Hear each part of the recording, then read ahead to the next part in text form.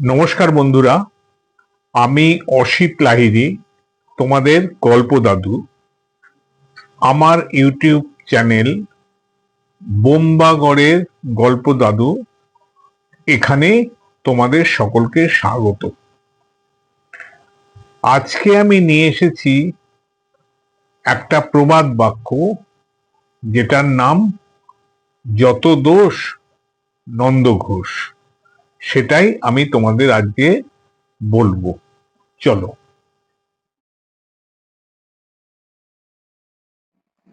যত দোষ নন্দ ঘোষ। হিন্দু পুরাণ মতে ভগবান বিষ্ণুর অষ্টম অবতার হলেন ভগবান শ্রীকৃষ্ণ। শ্রীকৃষ্ণ মথুরার অত্যাচারী রাজা কংসের কারাগারে তার মা দেবকীর অষ্টম গর্ভে জন্মগ্রহণ করেন। কিন্তু তার জীবনে ঝুঁকি থাকায় জন্মের রাত্রেই তার বাবা বাসুদেব তাকে সেখান থেকে নিয়ে তারই এক ভাইয়ের কাছে, তার নাম ছিল নন্দ। তিনি ছিলেন গোপালক, অর্থাৎ পশু পালক। সেই নন্দ ঘোষ ও তার স্ত্রী যশোদার কাছে শ্রীকৃষ্ণ এবং তার দাদা বলরামকে রেখে আসেন। সেখানেই তারা লালিত পালিত হন।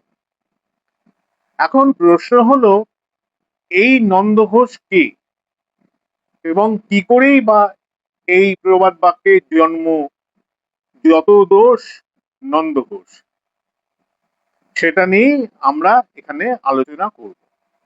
ছোটবেলায় শ্রীকৃষ্ণ অসম্ভব দুরন্ত ও দুষ্টু প্রকৃতির ছিলেন।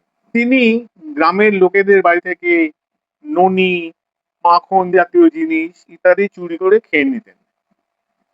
মেয়েরা যখন নদীর ঘাটে স্নান করার সময় তাদের পোশাক খুলে রাখতো, তিনি সেই সমস্ত পোশাক লুকিয়ে রাখতেন, অথবা সেই সমস্ত পোশাক নিয়ে গাছের ডালে উঠে পড়তেন। ফলে মেয়েরা স্নান করার পরে ঘাটে উঠে তাদের পোশাক পেত না, কিন্তু তারা তো দেখতো তাদের পোশাক নেই। লজ্জায় তারা নদী থেকে ঘাটে উঠতে পারত না, কারণ তাদের শরীর ছিল নিরাভরণ। এইভাবে নানাভাবে তিনি সকলকে উত্ত্যক্ত করতেন। যেহেতু তিনি গোপালক ছিলেন, তিনিও গ্রামের অন্য লোকদের গরু লুকিয়ে রাখতেন। গ্রামের লোকেরা উত্ত্যক্ত হতো, বিরক্ত হতো। গ্রামের লোকেরা তখন নালিশ হতো তার পালক পিতা নন্দ ঘোষের কাছে। নন্দ ঘোষ সব শুনতেন, কিন্তু তিনি মুচকি মুচকি হাসতেন এবং কৃষ্ণকে কোনো শাসন বা শাস্তি দিতেন না। ফলে তার অতিরিক্ত আদরের জন্যই কৃষ্ণ দিন দিন আবার ওই সমস্ত কাজই করে বেড়াত। গ্রামের লোকেরা খুব অসন্তুষ্ট হয়ে যেত। তখন তারা সমস্ত দোষ নন্দ ঘোষের ঘাড়েই চাপিয়ে দিত। সেই থেকেই বাংলায় এই প্রবাদটির উৎপত্তি হয়, যত দোষ নন্দ ঘোষ। অর্থাৎ এর আর একটা অর্থ হলো, যে কেউ দোষ করুক না কেন, সমস্ত দোষ একজনের ঘাড়ে চাপিয়ে দেয়া। এবার আসি, এই নন্দ ঘোষ কে ছিলেন।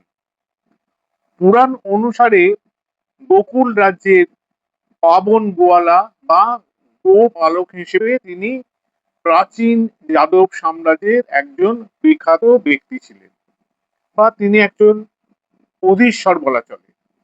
শ্রীকৃষ্ণের জন্মদাতা পিতা বাসুদেবের খুড়তুতো ভাই ছিলেন তিনি। শ্রীকৃষ্ণের জন্মের পরে যখন তার জীবন সংশয় দেখা যায়, তখন তার জন্মদাতা পিতা বাসুদেব তাকে লুকিয়ে নন্দ ঘোষের হাতে তুলে দেন, যাতে নন্দ ঘোষ এবং তার স্ত্রী যশোদা মিলে শ্রীকৃষ্ণকে প্রতিপালন করতে পারে। তা এই হলো নন্দ ঘোষের সংক্ষিপ্ত কাহিনী। তোমাদের এটা কেমন লাগলো তোমরা আমাকে জানাবে। ভালো লাগলে লাইক দেবে, কমেন্টস এর মাধ্যমে তোমাদের কিছু বক্তব্য থাকলে তোমরা আমাকে জানাবে, শেয়ার করবে যাতে সবাই এটা দেখতে পায় বা জানতে পারে।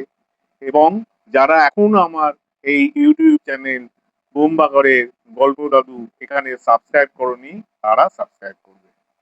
তাহলে বন্ধুরা, আজকের মতন এই পর্যন্ত। দেখা হবে পরের ভিডিওতে। ততক্ষণ তোমরা সবাই ভালো থেকো, সুস্থ থেকো, সাথে থেকো। এখন চলি, টাটা।